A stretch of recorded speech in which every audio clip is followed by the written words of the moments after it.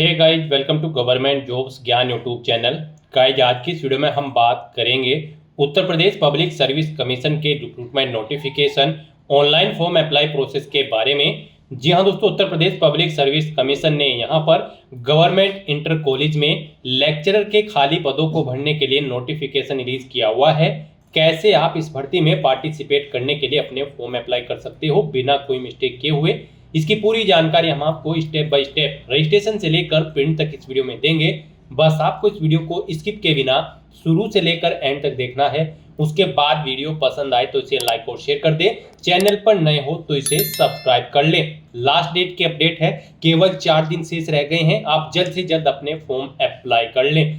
अंतिम समय में कैसे यहाँ पर आपको अपने फॉर्म अप्लाई करने हैं जिससे आपके फॉर्म रिजेक्ट न हो, पूरी जानकारी आपको इस वीडियो में दी जाएगी। साथ ही साथ कैसे आप अपना वन टाइम रजिस्ट्रेशन कर सकते हो, फोटो सिग्नेचर अपलोड कर सकते हो, बाकी के डॉक्यूमेंट अपलोड कर सकते हो, पूरी जानकारी इन सभी के रिगार्डिंग आपको इस वीडियो में मिल जाएगी। बस आपको एंड तक हमारे साथ इस वीडियो में बने रहना है। तो बिना कोई वक्त गंवाए चलिए शुरू करते हैं। आपको इस वीडियो के डिस्क्रिप्शन बॉक्स में हमारी वेबसाइट IND-sarkari-naukri.in के इस पेज का लिंक मिल जाएगा। यहाँ पर आपको इस भर्ती के रिगार्डिंग सभी डिटेल्स प्रोवाइड कर दी गई है। उत्तर Pradesh public service commission UPPSC ने यहाँ पर GIC lecture government inter college lecturer के 1516 खाली पदों को भरने के लिए नोटिफिकेशन रिलीज किया हुआ है। आप 12 सितंबर 2025 तक अपने फॉर्म अप्लाई कर सकते हो। लास्ट डेट की अपडेट है, केवल 4 दिन शेष रह गए हैं। आप जल्द से जल्द अपने फॉर्म अप्लाई कर ले। लास्ट डेट की वेट बिल्कुल न करें। अंतिम समय में कोई भी टेक्निकल प्रॉब्लम आ सकती है, तो आज ही से आप अपने फॉर्म अप्लाई कर ले। यहाँ पर मास्टर डिग्री धारक candidate, BEd special BEd MEd degree धारक कैंडिडेट एलिजिबल हैं, अप्लाई कर सकते हैं। 21 से 40 साल आपकी आयु सीमा रखी गई है। जनरल ओबीसी ईडब्ल्यूएस के लिए 125 रुपये फीस है, SC/ST के लिए 65 और PH कैंडिडेट के लिए 25 रुपये फीस है। यहाँ पर आप ऑल इंडिया से ऑनलाइन मोड में अप्लाई कर सकते हो। उसके लिए आपको इस पेज को नीचे स्क्रॉल डाउन करना है, इंपोर्टेंट लिंक सेक्शन में आना है, इंग्लिश नोटिफिकेशन PDF और हिंदी नोटिफिकेशन PDF लिंक पर क्लिक करके इस भर्ती के नोटिफिकेशंस को ओपन कर लेना है और इनमें से आपको पूरी डिटेल रीड कर लेनी है।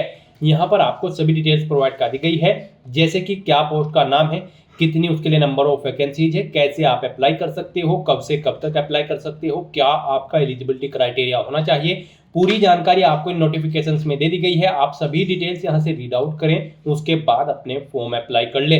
फॉर्म अप्लाई करने के लिए भी आपको हमारी वेबसाइट के इसी पेज पर ही अप्लाई ऑनलाइन का लिंक दिया गया है। जैसे ही आप इस लिंक पर क्लिक करेंगे तो आपके सामने यहाँ पर उत्तर प्रदेश पब्लिक सर्विस कमीशन का ये पोर्टल ओपन होगा। गाइड, यहाँ पर आने के बाद आपको lecturer male female government inter college examination के इस सेक्शन में यहाँ से आप डिटेल चेकआउट कर सकते हो। आपके एप्लीकेशन फॉर्म 12/8/2025 से स्टार्ट हो चुके हैं। 12/9/2025 लास्ट डेट है।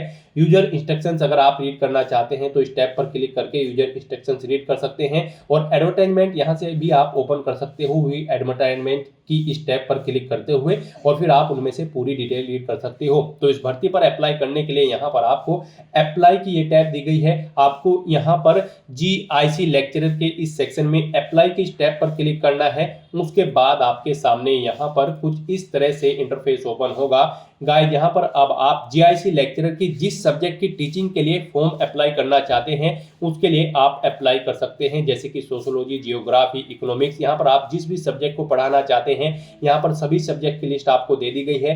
जिस भी सब्जेक्ट के लिए आप पढ़ाना चाहते हैं उसके सामने यहाँ पर आपको नंबर ऑफ वैकेंसीज की डिटेल दे दी गई है कि इस सब्जेक्ट के लिए इतनी नंबर ऑफ वैकेंसीज है। आप अपनी क्वालिफिकेशन भी चेकआउट कर सकते हो। चेक क्वालिफिकेशन की स्टेप पर क्लिक करते हुए जिस भी सब्जेक्ट की टीचिंग के लिए आप पढ़ाना चाहते हैं तो यहाँ से आप नंबर ऑफ वैकेंसीज और अपनी एजुकेशनल क्वालिफिकेशन चेक कर लें और फिर आप जिसके लिए अप्लाई करना चाहते हैं उसके सामने यहाँ पर आपको ऑथेंटिकेट विद OTR की टैब दी गई है। तो आप जिस भी सब्जेक्ट के लिए अप्लाई करना चाहते हैं उसके सामने ऑथेंटिकेट विद OTR की टैब पर क्लिक करें। उसके बाद आपके सामने यहाँ पर कुछ इस तरह से इंटरफेस शो होगा। फिर यहाँ पर आपको दोबारा से ऑथेंटिकेट विद OTR सर्वर की स्टेप पर क्लिक करना है। उसके बाद आपके सामने यहाँ पर कुछ इस तरह से पॉपअप शो होगा। अब यहाँ पर आपसे पूछा गया है कि यहाँ पर आपने अपना वन टाइम रजिस्ट्रेशन कंप्लीट कर रखा है। अगर कर रखा है तो आप यस करेंगे और फिर यहाँ पर गो के इस ऑप्शन पर क्लिक करेंगे। उसके बाद यहाँ पर गाइड आप अपना OTR नंबर एंटर करेंगे, जो OTR नंबर आपको जनरेट किया गया था जब आपने वन टाइम रजिस्ट्रेशन किया होगा। और फिर आप यहाँ पर प्रोसीड के इस ऑप्शन पर क्लिक करते हुए अपने फॉर्म अप्लाई करेंगे। और अगर आपने अपना OTR रजिस्ट्रेशन नहीं कर रखा है तो फिर गाइज यहाँ पर आपको नो के इस ऑप्शन पर क्लिक करना है और उसके बाद आपको click here to get your OTR number इस टैब पर क्लिक कर देना है। उसके बाद आपके सामने यहाँ पर OTR का इंटरफेस ओपन हो जाएगा।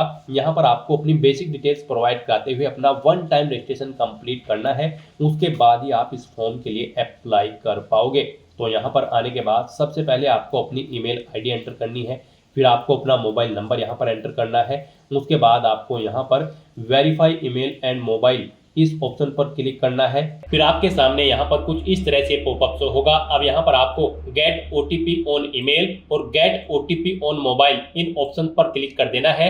उसके बाद आपकी रजिस्टर्ड ईमेल आईडी और मोबाइल नंबर पर OTP जाएंगे, उन्हें आपको वेरीफाई कर लेना है। आपको अपने OTP यहाँ पर एंटर करने हैं और फिर आपको वेरीफाई ईमेल आईडी और वेरीफाई मोबाइल नंबर के ऑप्शन पर क्लिक कर देना है। इस तरह से यहाँ पर आपकी ईमेल आईडी और मोबाइल नंबर वेरीफाई हो जाएंगे। उसके बाद यहाँ पर आपको क्लिक हियर टू प्रोसीड के इस ऑप्शन पर क्लिक करना है। फिर आपके सामने मैसेज शो हो जाएगा, आपका मोबाइल नंबर यहाँ पर सक्सेसफुली वेरीफाई हो चुका है और ईमेल आईडी। आपका मोबाइल नंबर और ईमेल आईडी वेरीफाई होने के बाद आपको आपके OTR के पेज पर ही यहाँ पर रिडायरेक्ट किया जाएगा। अब यहाँ पर आपको अपना फोटो और सिग्नेचर अपलोड करने हैं।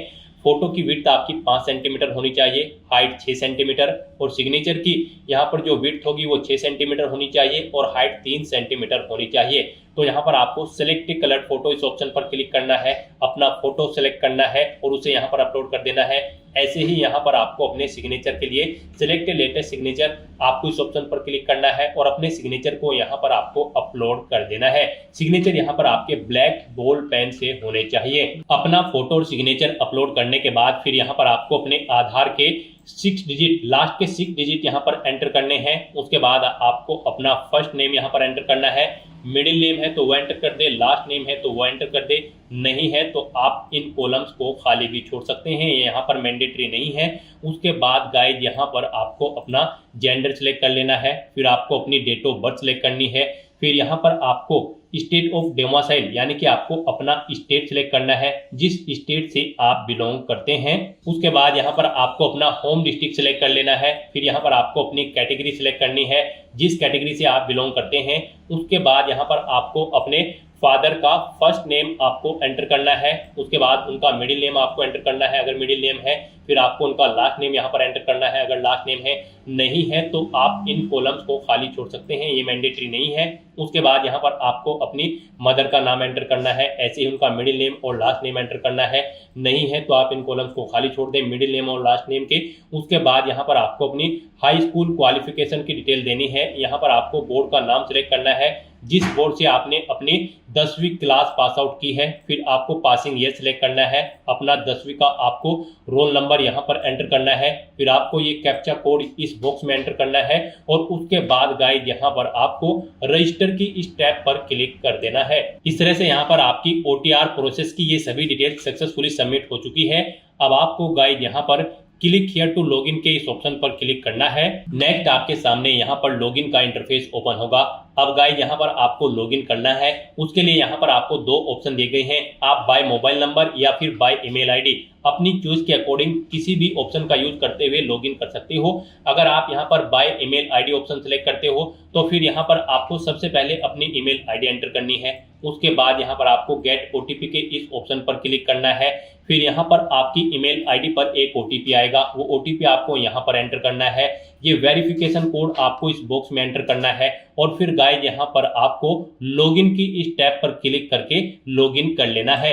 और गाइस अगर आप मोबाइल नंबर के थ्रू लॉगिन करना चाहते हैं तो फिर मोबाइल नंबर ऑप्शन पर क्लिक करें और फिर यहाँ पर आपको अपनी लॉगिन आईडी यानी कि मोबाइल नंबर एंटर करना है, उसके बाद यहाँ पर आपको गेट OTP के इस ऑप्शन पर क्लिक करना है, फिर यहाँ पर आपको एक OTP आएगा आपके मोबाइल नंबर पर, वो OTP आपको यहाँ पर एंटर करना है, ये वेरिफिकेशन कोड आपको इस बॉक्स में एंटर करना है और फिर आपको लॉगिन की टैब पर क्लिक करते हुए लॉगिन कर लेना है।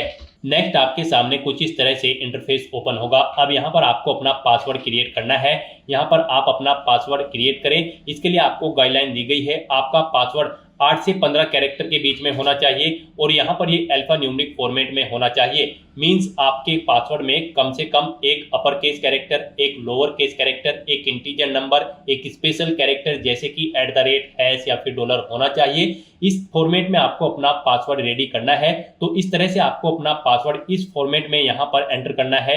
वही पासवर्ड आपको यहाँ पर रिटाइप न्यू पासवर्ड के इस कॉलम में एंटर करना है, सेम पासवर्ड, और अपने पासवर्ड को कंफर्म कर लेना है। फिर आपको ये वेरिफिकेशन कोड इस कॉलम में एंटर करना है और उसके बाद गाइस यहाँ पर आपको सबमिट के इस ऑप्शन पर क्लिक कर देना है। इस तरह से यहाँ पर आपका पासवर्ड सक्सेसफुली क्रिएट हो चुका है। अब आपको यहाँ पर click here to log in first time इस लिंक पर क्लिक कर देना है। उसके बाद आपको यहाँ पर लॉगिन के इंटरफेस पर रिडायरेक्ट कर दिया जाएगा। अब यहाँ पर आपको दोबारा से मोबाइल नंबर या फिर ईमेल आईडी ऑप्शन के थ्रू यहाँ पर लॉगिन कर लेना है।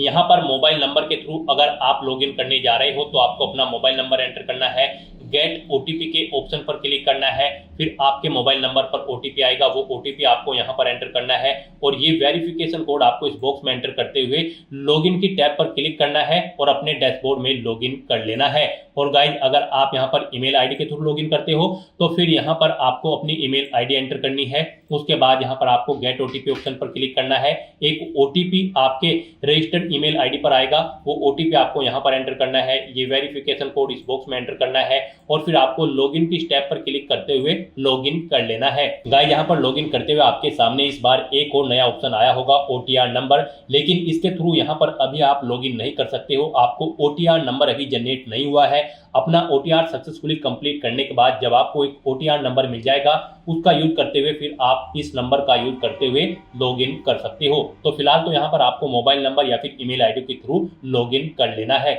लॉगिन करने के बाद आपके सामने कुछ इस तरह से इंटरफेस ओपन होगा। अब यहाँ पर आपको अपनी पर्सनल डिटेल देनी है। सबसे पहले यहाँ पर आपको अपनी नेशनलिटी सिलेक्ट कर लेनी है। उसके बाद आपको अपना मैरिटल स्टेटस देना है, आप सिंगल हो, मैरिड हो या फिर विडो हो या फिर डाइवोर्स हो। उसके बाद आपसे पूछा गया है कि क्या आप फ्रीडम फाइटर हैं, अगर हैं तो यस करें, नहीं है तो नो ऑप्शन सिलेक्ट करें। फिर यहाँ पर आपसे पूछा गया है कि क्या आप ex army emergency commission officer हैं या फिर शॉर्ट सर्विस कमीशन ऑफिसर है या कमीशन ऑफिसर्स हैं, आप इनमें से ऑप्शन सेलेक्ट करें। एक्स आर्मी हो या फिर ईसीओ हो या फिर एसएससी हो या फिर सीओ, अगर हैं तो इनमें से आप ऑप्शन सेलेक्ट करें और फिर आप अपनी सर्विस ड्यूरेशन यहाँ पर दें। उसके बाद रिटायरमेंट की डेट सेलेक्ट करें और अगर नहीं है तो यहाँ पर आपको नो ऑप्शन सेलेक्ट करना है, आगे की डिटेल आपको नहीं देनी है। उसके बाद यहाँ पर आपसे पूछा गया है कि क्या आप फिजिकली हैंडीकैप्ड हैं, अगर हैं तो यहाँ पर आप यस ऑप्शन सेलेक्ट करें। फिर यहाँ पर आपको अपनी हैंडीकैप की डिटेल देनी होगी। यहाँ पर आपसे पूछा गया है कि क्या आपको ब्लाइंड या फिर विजन प्रॉब्लम है, अगर है तो आप यस सेलेक्ट करें और फिर बताएं आपको ब्लाइंड की प्रॉब्लम है या फिर लो विजन की, नहीं है तो नो ऑप्शन सेलेक्ट करें।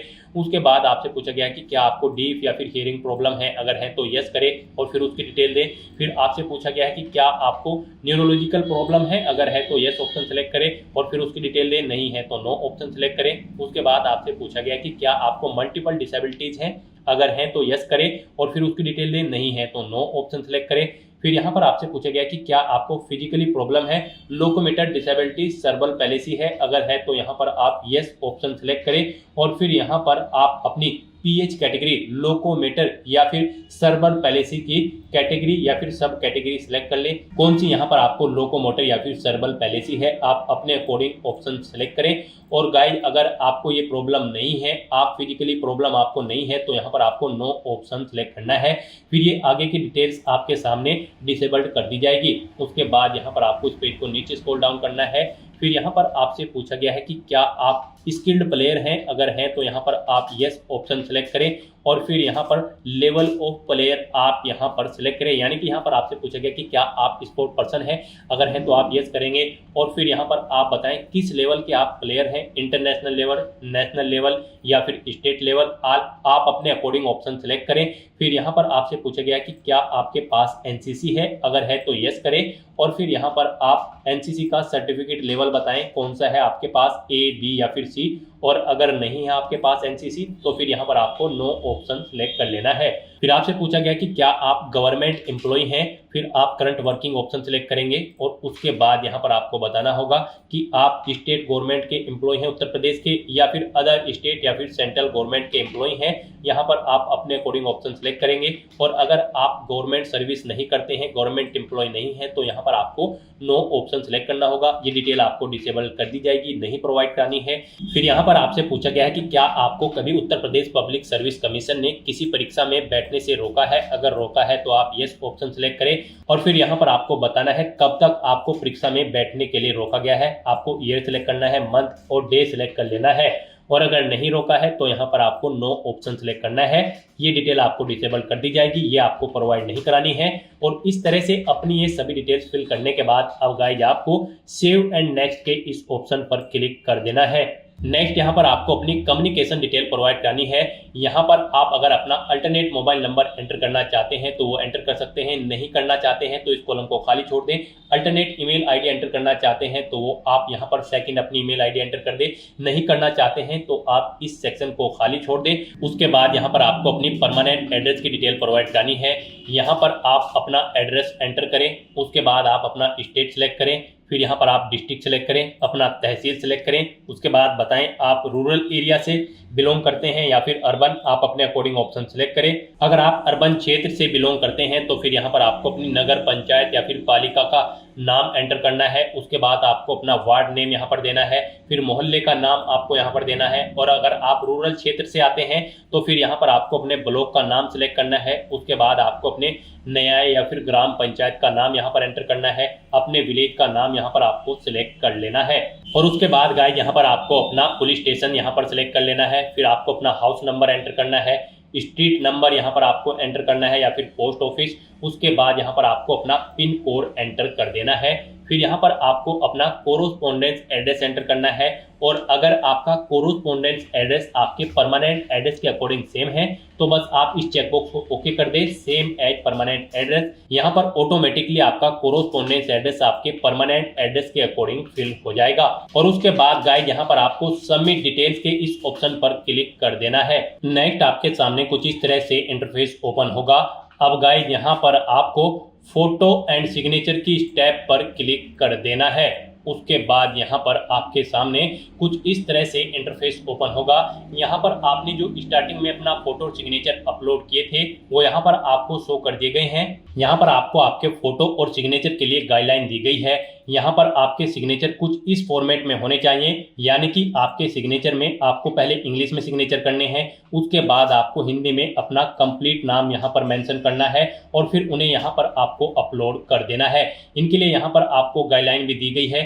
गाइड यहाँ पर आपका जो फोटो होगा वो 5 KB से 50 KB के बीच में होना चाहिए और जो सिग्नेचर होंगे आपके वो भी 5 से 30 KB के बीच में होने चाहिए, JPG या फिर JPEG फॉर्मेट में होने चाहिए। यहाँ पर अगर इस गाइडलाइन के अकॉर्डिंग आपका फोटो और सिग्नेचर नहीं है तो यहाँ पर आप इन्हें चेंज कर सकते हो। आप यहाँ पर सिलेक्ट लेटेस्ट सिग्नेचर या फिर सिलेक्ट लेटेस्ट कलर फोटो इन ऑप्शन पर क्लिक करें, आपके सामने यहाँ पर फाइल सिलेक्ट करने का ऑप्शन आ जाएगा और फिर यहाँ पर आप अपना फोटो और सिग्नेचर चेंज कर सकते हो अगर ये दी गई गाइडलाइन के अकॉर्डिंग नहीं है।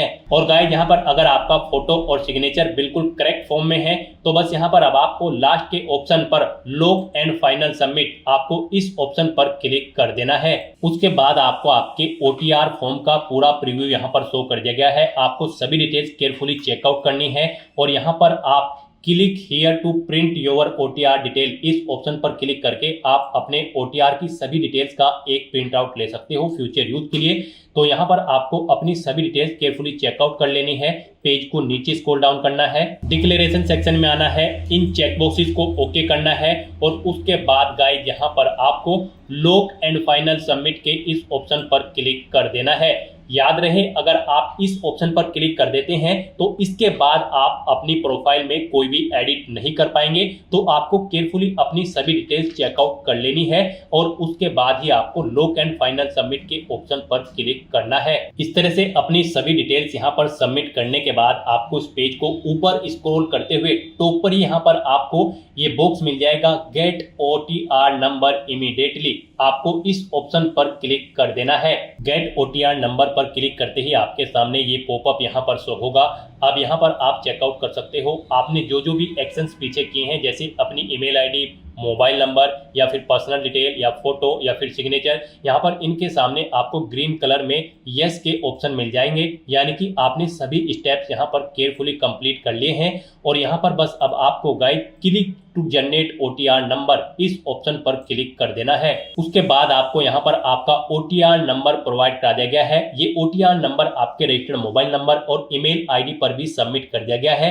आपको इसे केयरफुली नोट डाउन करके रख लेना है फ्यूचर यूज के लिए।